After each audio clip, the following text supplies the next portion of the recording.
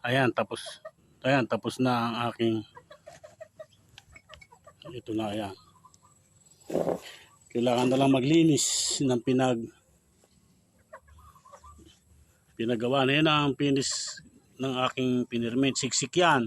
Kaya hindi pwedeng kuha yan. Oh, siksik na siksik. Oh, matigas. Yan, hindi pwedeng mahanginan. Kaya gusto kong takpang kagad. Hindi, baka dumating na yung mga langaw. Hindi kailangan malangawan yan. Kasi ang totoo niyan, ang totoo niyan, itong talagang itong tunay na ganito na hindi nilalangaw, hindi kinakagat ng langgam, hindi nilalanggam. Ito mang pinirmit nito, fermented plant juice nito, hindi rin ito nilalanggam. Asin, nakakita ka ba ng nilalanggam na asin? Wala. Yan ang mga ingredients niyan. Kaya ito, sisil ko to. Lalagyan ko ng tape. Lalagay ko sa silong ng mga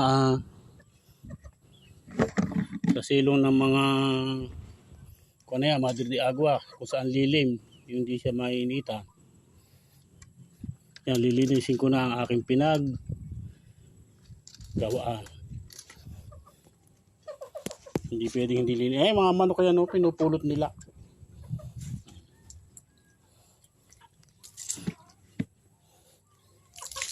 Yan. So, linisin natin. Yan ang buhay ng lolo. Ang masayang buhay sa likod ng bahay.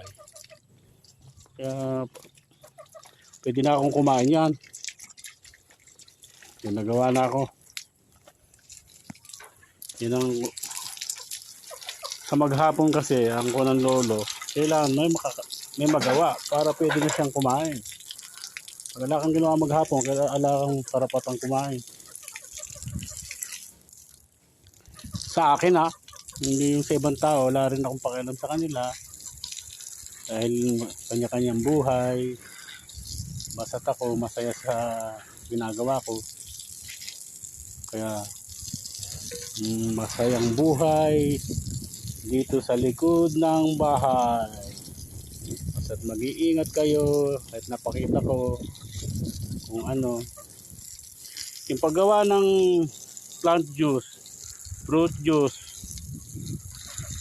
makikita ko rin sa inyo yan. Hindi lang pwede sabay-sabay, mauubusan tayo. Wala tayong pupos. Kaya isang post yung pagtitimpla ng pagkain. Yan, kung may babira mo yan hindi naman ganyan ang timpla niyan Puro, hindi naman mahirap timplahin yun Pupunuin ko lang ng damo yan. Pagkatapos saka ko lang tatarin yung damo, pupunuin ko yan. Saka ko lang titimplahin sa tubig yung pulot. Ibubuhos ko lang doon. Mga hanggang dito siguro. Mga hanggang 1/3 nung lalagyan. 1:3 naman ang ratio. Madali yun kasi magsasabaw yun. Ito hindi ko kailangan magsabaw, pagkain lang naman yan.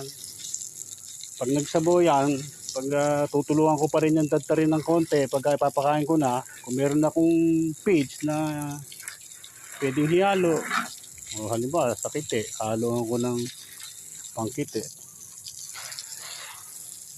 Ganun ang kanyan. Hindi pwedeng kabud-kabud para bibigay mo sa manok. Yan kakainin ng manok yan pag binigay mo.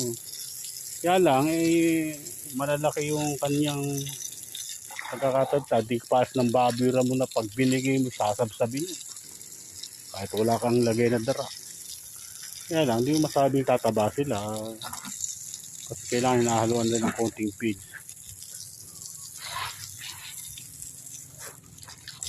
Okay. Malinis na naman. Lalang atip rin. Kung may atip lang tapos isang araw kahapon pa ng umaga yan. Gumawa pa ako kagabi ng pantimpla kong pulot. Kaya wala akong mabiling pulot eh. 200 yung 6 na litro eh. Di gumawa ako, bimili ko ng 3 negrong asukal. Pinakulo ako kagabi hanggang sinalang ko ron. Hanggang umaga siya yung pagdating ko sa umaga, pagising ko, pinalamig ko na. Buti nga't hindi natuyo.